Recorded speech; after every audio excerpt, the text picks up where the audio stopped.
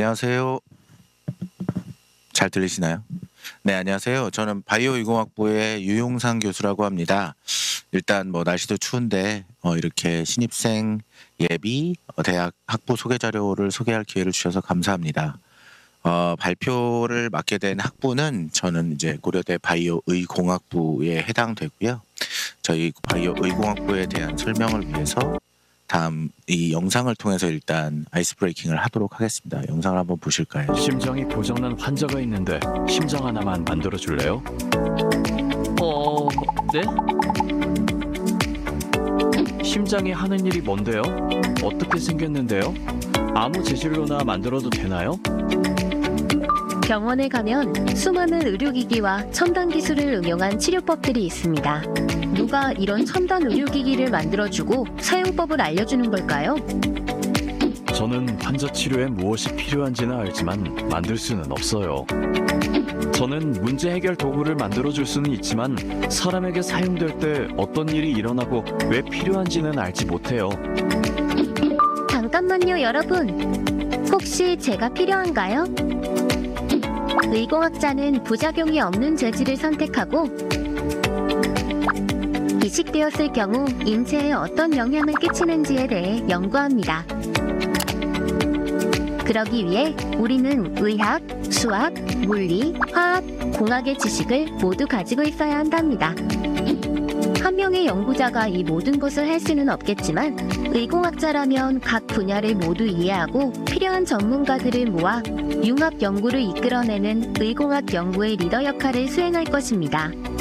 오늘날의 최첨단 진단 치료 기술은 의공학자들의 열정과 노력이 일궈낸 결과입니다. 네, 잘 보셨나요?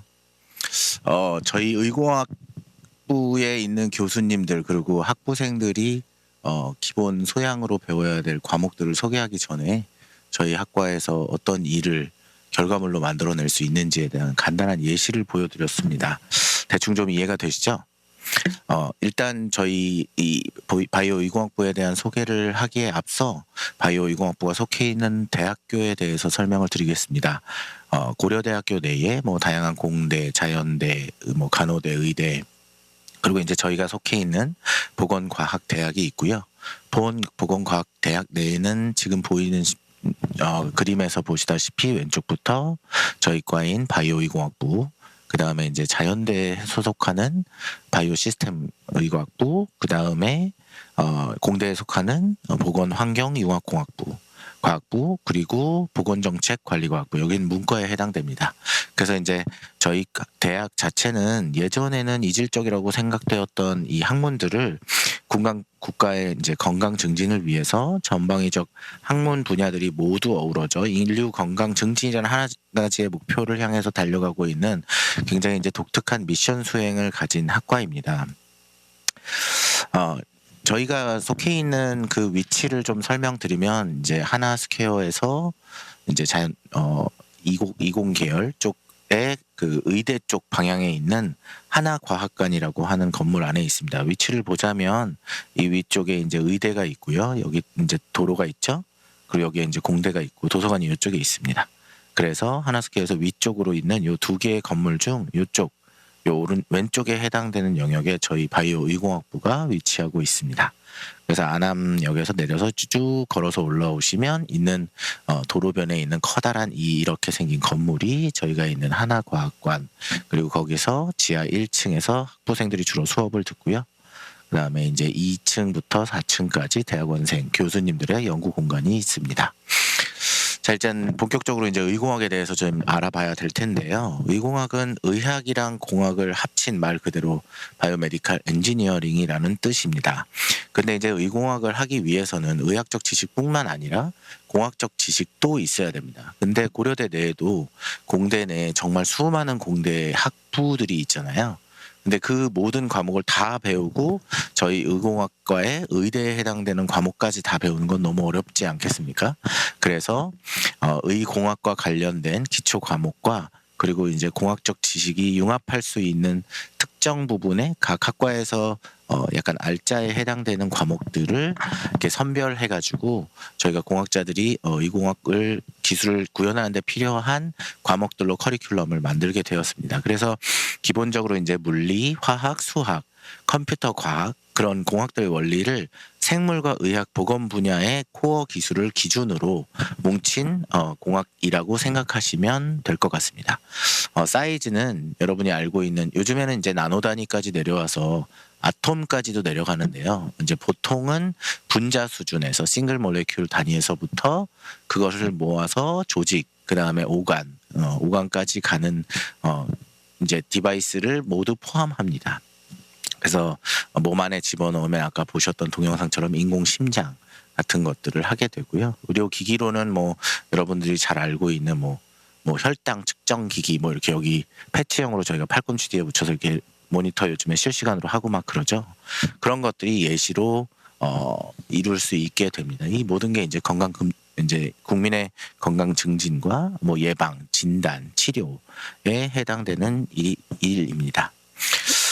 실질적으로 의공학이 이제 이게 사회를 위한 기술이기보다는 인간을 위한 기술인데요. 그거와 관련된 영상을 한번 보시죠. 태어나자마자 청력을 잃은 영국 여성이 40년 만에 꿈에 그리던 소리를 듣게 됐습니다. 지난달 인공 달팽이관 이식 수술을 받았기 때문인데요. 처음으로 소리를 듣게 된 순간 어땠을까요? 김선희 기자가 전해드립니다. 영국 버밍엄에 사는 40살 조안 밀레. Monday, Tuesday, Wednesday, Thursday. Can you hear my voice coming through both sides? Yeah. I'm both high. 평생을 듣지 못했던 그녀가 40년 만에 소리를 듣는 순간입니다. You've done so. 꿈에도 그리던 소리를 듣게 되자 벅찬 마음에 기쁨의 눈물이 터져 나옵니다. It's a big, big, life-changing day today.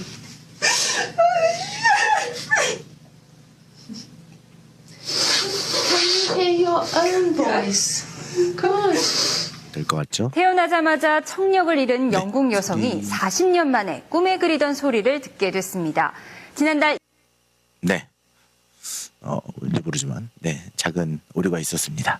결국 이제 바이오 이공학은 사람을 위한 기술이라고 할 수 있는데요.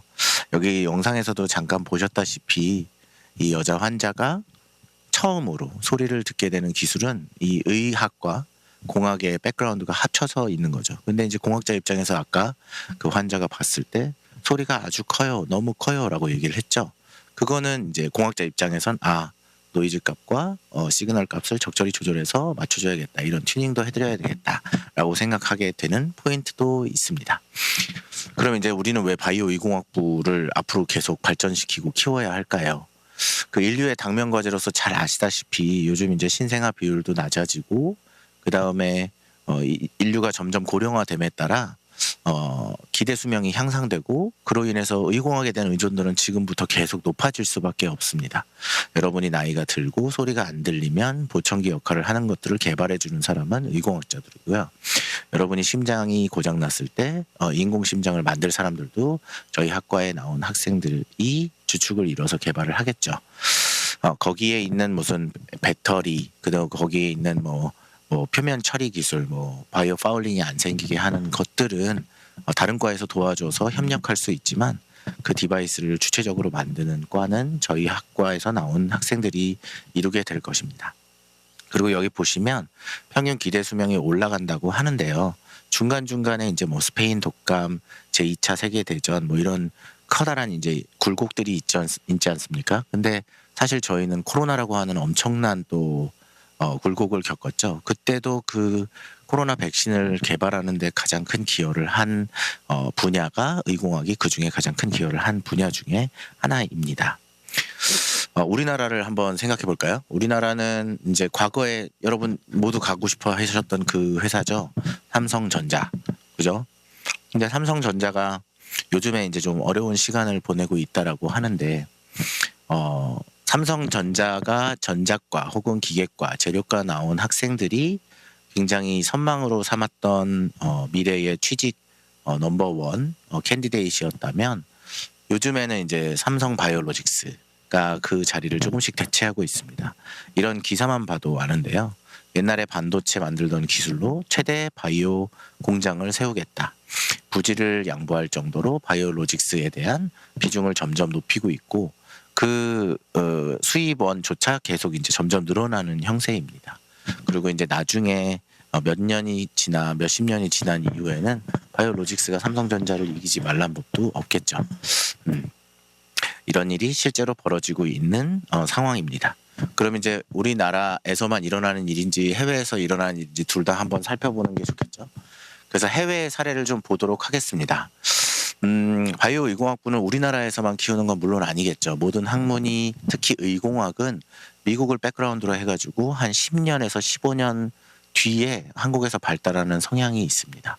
그래서 이제 미국을 주축으로 미국과 캐나다 그리고 이제 일본 쪽에서 의공학이 발전됐고요. 그다음에 유럽에서는 이제 기본 기술들이 발전되어 왔습니다. 그래서 전 세계적으로 의공학을 엄청나게 이제 투자해서 학생들을 배양하고 있고요. 특히 여러분들이 알고 있는 이제 미국에서는 의대를 가기 전에 프리메드 시스템을 겪지 않습니까? 의대를 가기 전에 생명공학이나 뭐 생물공학에 대한 기본적인 백그라운드를 다 가지고 가듯이 프리메드를 꼭 수행하기 위해서는 의공학적 지식을 반드시 숙련해야 하기 때문에 이런 해외에서는 이런 의공학적 지식이 기본 사양으로 들어가 있는 학과들도 굉장히 많습니다.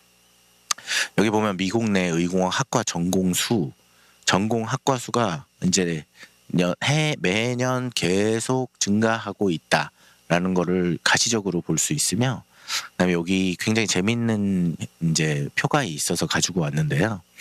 여기 보시면 이제 22년, 23년에 미국 내에 의공학 학부 순위를 보시면 왼쪽에 보시면 이제 존스 홉킨스 이제 총기 사고가 많이 나죠. 그래서 의공학이 발전되는 되게 안타까운 현실이긴 하지만 존스 홉킨스를 기준으로 여러분이 알고 있는 미국의 엄청 유명한 학교들이 다 여기에 분포하고 있습니다. 여기 보시면 이제 여러분이 유학을 가고 싶었다라고 생각할 정도의 명문대들이 있는데요. 여기 오른쪽에 이제 학비 부분을 좀 보면 좀 재미있어서 제가 가지고 왔는데요. 보시면 여기 빨간색에 해당되는 건 6만 불. 6만 불이면 현재 환율로 거의 연간 1년에 1억 가까이 드는 학비를 내고 여러분들이 의공학을 이수해야 합니다. 가장 싼 이런 특혜 있는 조지아텍 같은 경우가 3만 불, 한 5천만 원 되겠네요. 네, 5천만 원 내고선 1년에. 그리고 4년이면 얼마겠죠? 2억이겠죠? 여기는 이제 뭐 말도 설명하지 않겠습니다. 근데 이제 저희 학교를 기준으로 따지면 이제 고려대 혹은 또 한국 내에서는 의공학이 기타 여력의 학교랑 비슷한 평가를 받고 있기 때문에 상대적으로 굉장히 이제 경제적인 이제 등록금을 내고서도 비슷한 수준의 교육 기회를 가질 수 있다라고 하는 커다란 장점을 가지고 있다는 걸 여러분들이 꼭 숙지하면 좋을 것 같다고 생각이 듭니다. 그럼 이제 미국에서 바이오 엔지니어링, 의공학자는 어떤 평가를 받고 살고 있을까요? 여기 보시면 이제 넘버원 뭐 이런 게 보이죠? 그리고 여러분 눈에 잘 보이는 요 97,000 이게 지금 조사된 게 23년이니까 지금은 이거보다 또 많이 올랐겠죠. 네, 샐러리가 굉장히 높습니다. 네, 그리고 미국 내에서도 엔지니어 중에서도 바이오메디컬 엔지니어는 고학력자에 소속되어 있기 때문에 굉장히 대우도 높고 그 다음에 무엇보다도 자기가 하는 일이 인류를 살리는데 직접적으로 기여한다는 걸 체감할 수 있다라는 굉장한 베네핏을 가지고 있어요. 특히 코로나 같은 게 터졌을 때 그 의공학자들의 그 자부심은 굉장했죠.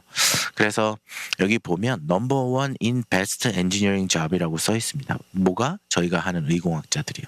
그래서 엔지니어 잡 중에 지금 보시면 뭐 환경공학자, 그다음에 뭐 CT 공학자 다 통틀어서도 저희가 굉장히 미국에서 높은 수준의 잡 만족도를 가지고 있다라는 점은 굉장히 이제 이 분야가 사회적으로 혹은 본인의 개발에 큰 기여가 된다라는 것을 알 수 있게 합니다. 또 이제 엔지니어 말고 그냥 직업 전체로 봤을 땐 어느 정도일까요? 직업 전체로 봤을 때는 이제 37위. 이거는 이제 공학자 기준으로 봤을 땐 굉장히 높은 수준이고 잡 전체로 봤을 때도 매우 훌륭한 수준이다. 여기 보면 개인적인 만족도가 A등급이고 그 다음에 소사이어티에 주는 베네핏도 높고 스트레스는 적다. 이 스트레스가 적다라는 것은 아무래도 자기가 원하는 연구를 자기가 원하는 일의 형태로 만들어서 자기가 사회에 기여할 수 있는 일을 한다는 데서 스트레스가 많이 낮다라는 점이 굉장히 매력적이라고 생각합니다. 제가 지금 바이오유광학부의 교수기도 하지만 저 또한 굉장히 높은 만족도를 가지고 있다라고 자부심을 가지고 있습니다. 그러면 이제 저희가 이제 고려대를 왔으니 고려대는 어느 정도 상황인지 좀 알아보는 게 필요하겠죠. 고려대를 한번 볼까요? 고려대는 이제 저희 학과로 따졌을 때 매년 약 80명에 해당하는 신입생들이 들어오고 있고요. 공대 전체로 봤을 때 매년 신입생이 80명이라는 건 굉장히 많은 수에 속하는 좀 큰 학과에 속합니다. 교육 비전 목표는 의공학 분야의 기술과 이론을 두루 갖춘 입체적인 인재를 양성한다. 사실 이 입체적 인재 양성이라는 건 조금 어렵다. 그리고 공부하기가 좀 버겁다. 하지만 그걸 이수했을 때 큰 만족도를 준다. 다방면으로 다 할 줄 알아야 된다라는 뜻이기도 하죠. 그리고 이제 융합 능력이 필요하기 때문에 소셜 능력이 좀 좋은 학생들이 많이 성공의 가도를 달릴 가능성이 높습니다. 혼자 이 기술에 대한 약간 너디한 면을 갖는 것보다는 이렇게 다양한 기술 융합해서 이것도 한번 해볼까? 저것도 한번 해볼까? 이렇게 도전적이고 이렇게 창의적인 학생들이 굉장히 빛을 보는 경우가 많고요. 이렇게 자기가 개발한 기술이 혹시라도 그 분야에서 1등을 달린다 싶으면 창업으로 이어져서 좋은 결과를 낸 사람들도 많이 있습니다. 그럼 이제 우리나라에는 의공학 관련된 학과가 몇 개나 있을까요? 제가 이제 23년에 이렇게 이제 조사했을 때는 57개. 그거는 3년 전에 비하면 굉장히 17개나 또 증가했죠. 지금 아마 재면 더 늘어났을 겁니다. 그런데 언제나 그렇듯이 왼쪽 맨 위에 있는 건 뭐죠? 좋은 거죠. 근데 저희 고려대학교 바이오의공학부가 여기에 존재합니다. 서울대학교에는 의공학이 없습니다. 그래서 저 국내에서는 저희가 탑이라고 감히 말씀드릴 수 있고요. 이렇게 된 이유는 저희의 경쟁 학교가 있죠. 파란색인 어떤 학교. 그 학교는 강원대학교에, 그러니까 강릉 지부에 이 의공학과가 있기 때문에 아무래도 학생들이 서울을 좀 좋아하기 때문에 서울대 다음으로 가장 좋지만 국내에선 탑인 바로 바이오의공학부는 고려대에서는 우리가 한국에서 제일 좋은 학부다라고 자부심을 가질 수 있습니다. 그거는 어떻게 입결로 드러나죠? 이 고려대 내에서도 반도체공학과, 전기공학과, 반도체 시스템공학과, 컴퓨터공학과 지금 보시면 엄청난 인기 학과들 바로 다음이 저희 학과가 가장 높은 입결을 보여주고 있고요. 그만큼 저희 과가 수준 높은 인재들이 들어와서 잘 수련받을 수 있는 환경에 해당하는 우수한 인재들이 있는 학과라는 것을 반증하는 자료입니다. 여기 보시면 고려대 내에서는 탑 2가 되죠. 그리고 서울대까지 포함해도 굉장히 우리나라에서도 높은 입결을 가지고 있다라는 자부심을 가질 수 있는 과입니다. 그럼 어떻게 가리킬까요? 저희는 이렇게 가리킵니다. 의학부터 시작해서 생명공학, 물리학, 기계학, 광학, 전기공학, 재료공학, 그다음에 인포메이틱스인 컴퓨터공학까지 해서 이렇게 각 의대, 자연대, 공대, 정보대에서 가리키는 모든 학문을 어느 정도 가서 배워오든지 여기서 배워오든지 해서 조금씩 다 배울 수 있게끔 만들어 놓습니다. 그래서 여기 의대에 해당되는 내용과 그다음 자연대에 해당되는 내용, 그리고 공대에 해당되는 내용, 그리고 마지막으로 정보대에 해당되는 내용까지 해서 모두 4개를 다 커버하는 거를 커리큘럼 상으로 다 하고 있고요. 여기에 계신 15명의 교수님들이 다 백그라운드를 보시면 신소재 물리부터 해서 컴퓨터, 제가 있는 저는 전기과 출신이고 원자력, 신소재까지 의대 교수님도 계시고요. 다양한 학문에서 전문적인 지식을 가진 교수님들끼리 모여서 융합 학문의 성향을 가지고 연구를 진행하고 있습니다. 저희가 바라는 인재상을 좀 말씀드리도록 하겠습니다. 저희는 1학년 때 기초과학만 가리킵니다. 그래서 물리화학, 미적분, 해부학 등의 기초과학만 배우고요. 2학년이 되면서 이제 공학적인 지식으로 기초 전공을 쌓습니다. 그리고 3학년쯤 됐을 때 내가 어떤 분야로 빠져야겠다라고 하는지 자기가 좀 정하는 시간을 갖게 되고요. 4학년이 되면 이제 그걸 정해서 본격적으로 자기가 이쪽으로 한번 의공학 방향을 잡겠다라고 커리큘럼을 가지고 있습니다. 그러면 이제 이렇게 나오면 그쪽 방향을 잡겠다고 했을 때 그쪽 방향이 뭔가요? 라고 하는 질문을 할 수 있겠죠? 여기 보시면 이게 이제 저희 학과의 커리큘럼을 올해 새로 이제 이수 체계도를 만든 건데요. 여기 보시면 이쪽으로 쭉 가면 글씨가 작아서 안 보이실 것 같으니까 좀 읽어드리면 해부학, 생화학, 분자생물학, 세포생물학, 생체 적합성 뭐 이런 바이올로지와 관련된 내용이죠. 그다음에 여긴 수학과 관련된 공학수학, 바이오메디컬 및 통계학 뭐 이런 거가 되겠고요. 여긴 제가 전기과니까 제가 가리키는 트인, 회로이론 전자회로, 디지털 시스템, 생체체 정보 계측, 뭐 반도체, 의공학 반도체 공정 뭐 이렇게. 그리고 이 아래쪽은 AI 관련된 컴퓨터 이미징입니다. 이렇게 메디컬 의학부터 여기 이제 포토닉스, 광학, 뭐 AI까지 두루두루 이수 체계도를 타다가 1학년 땐 두루두루 배우고 회색은 이제 그 전공 필수 과목이고요.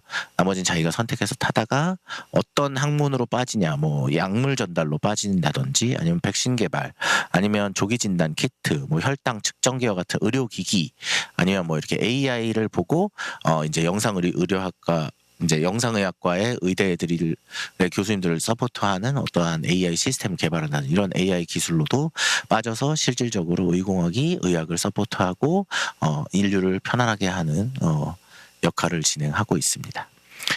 바이오 의공학부에서 어떤 인재를 원할까요? 그냥 요것만 딱 느꼈을 때 이제 저희 1, 2학년 학생들, 여러분들의 선배님들이 고민하는 부분이 이거예요.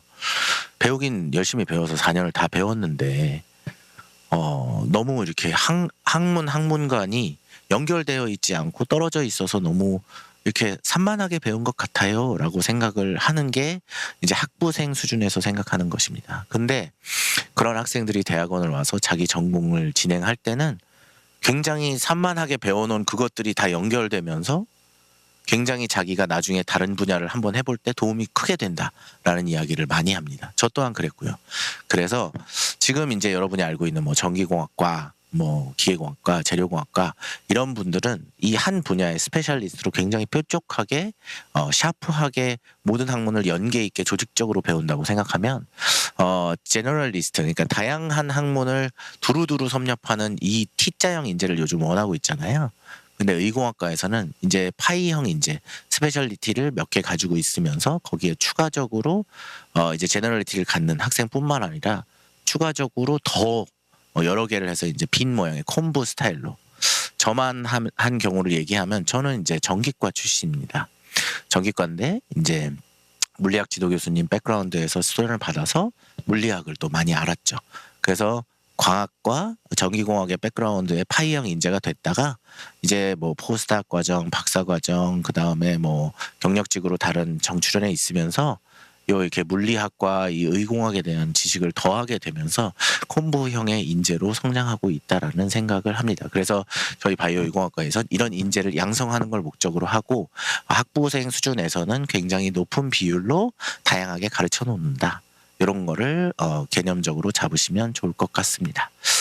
네, 5분 남았는데 저의 발표는 여기까지 하고요. 질문이 생각보다 너무 많이 올라와서 질문을 대응하는 시간을 갖도록 하겠습니다. 질문 올려주시고요. 일단 BCI, 뇌 컴퓨터 인터페이스도 바이오의공학과에서 배우거나 공부를 할 수 있나요? 뇌과학 학부 인턴도 있나요? 근데 뇌과학 인터페이스에서 중요한 건 뇌 구조를 이해하는 것 외에도 뇌에 자극을 줄 수 있는 디바이스를 만드는 것입니다. 그리고 그게 어떻게 이루어지는지 컴퓨터로 이렇게 다 보고 싶으면 죄송합니다. 컴퓨터로 보고 싶다면 그 AI를 섞어서 할 수 있죠. 그래서 저희 학과 내에서도 뇌 이미징을 하시는 교수님이 계시고 AI 기술로, 공학적 기술로 설명하시는 분도 계시고요. 뇌 디바이스로 자극을 줄 수 있는, 그래서 암을 치료하는, 뇌 안에 있는 조직이나 종양을 제거하는 일을 하시는 교수님도 계십니다. 근데 뇌 안에서 저만 해도 뇌 안에 있는 어떤 단백질을 조기 진단하는 칩을 만들기도 하고요. 학부 인턴도 있나요? 있습니다. 네. 다음 질문은 전공 듣기 전에 들을 만한 좋은 교양 과목. 생물 관련 전반적인 교양 과목이 있으면 들으시는 걸 추천드리는데요. 아마도 전공 수업 듣는데 정신없지 않을까라는 생각이 듭니다. 네. 그 다음, 의학적 지식, 공학적 지식을 융합하여 배울 수 있는 학과라 더욱 흥미가 생깁니다. 전공을 강의하는 교수님들의 연구 분야는 어떠한지 궁금합니다. 이 교수님 15분인데도 제가 다 말씀드릴 수는 없고요. 그냥 제가 느꼈을 때 간략하게 설명드리면 전 전기과 출신이고 제 옆방 교수님은 기계과 출신이고요. 그 다음에 그 옆방에 계신 분은 컴퓨터공학과 출신이십니다. 재료공학과 교수님도 계시고요. 그 과에서 나 바이오 좋아. 바이오 한번 내가 배운 거에다가 한번 융합해보고 싶어 하셨던 분들이 지금 융합과학과의 교수님으로 계십니다. 그래서 이게 대답이 되겠죠? 네. 그 다음에 헬스케어 스타트에 잠시 있으면 바이오공학부로 오시면 됩니다. 네, 질문과 답을 한꺼번에 했죠. 학부 과정에서 연구 경험을 쌓으면 어떤 방식으로 접근하는 게 좋을까요? 2학년 정도까지는 기본 지식을 쌓으시고 3학년 때 자기가 정말 좋아할 것 같은 과목을 수강하면서 관련 교수님의 랩에 인턴으로 들어가서 배워보고 그 인턴을 한다고 사실 랩실이 다 맞진 않습니다. 그래서 이 랩 인턴도 좀 해보고 저 랩 인턴도 해보고 하면서 자기한테 진짜 맞는 석박사 하게 되시면 10년 정도 일해야 되니까 10년 정도 공부해야 되거든요. 그래서 랩을 선택하는 데 있어서도 고려할 게 너무 많습니다. 뭐 교수님이 나랑 잘 맞는지 아니면 교수님이 이제 있는 학생들이 충분히 이제 나와 잘 어울릴 수 있는지 동료들이 그런 것도 많이 봐야 되기 때문에 한 3학년, 4학년 때 1학기 때부터 이제 진학하셔서 인턴하는 걸 좀 추천드리고요. 내가 이 분야는 확실히 할 거다라고 생각하면 3학년 2학기 좀 들어오시면 될 것 같아요. 학부 과정에서 연구 경험을 쌓으면 어떤 방식으로 접근하는 게 좋을까요? 다양하게 들으십시오. 좋아하는 것만 듣지 말고요. 다양하게 들으십시오. 네, 다양하다는 건 이제 공학적 백그라운드 내에서 인공장기 3D 프린팅에 관심 있는데 학부 중에 접할 기회가 있는지 네, 학부 중에 인공장기 관련된 수업이 있습니다. 보시면 됩니다. 바이오 이공학부 학생들은 대학원 진학률이 높은 편인가요? 저희 과 고려대학교의 가장 큰 장점이자 단점은 우수한 학생들이 있다는 게 장점이고요. 단점은 해외 대학으로 도망가고 싶어하는 학생들이 많다는 것입니다. 그런데 저희 과에 있는 교수님들은 상당히 논문이나 뭐 그 교수 임용을 가능한 수준으로 배출할 수 있는 가능성이 높은 분들이라서 대학원 진학률이 뭐 서울대나 카이스트만큼 높다고는 얘기 못하겠지만 높은 편에 속한다고 말씀드릴 수 있습니다. 여기까지가 다 된 거겠죠? 또 추가 질문이 있으시면 1분 정도 남았으니까 하시고 없으면 네, 오늘 발표를 여기서 마무리하도록 하겠습니다. 네, 날씨 추운데 조심해서 집에 돌아가시고요. 네, 긴 시간 들어주셔서 감사합니다. 마무리하도록 하겠습니다. 감사합니다.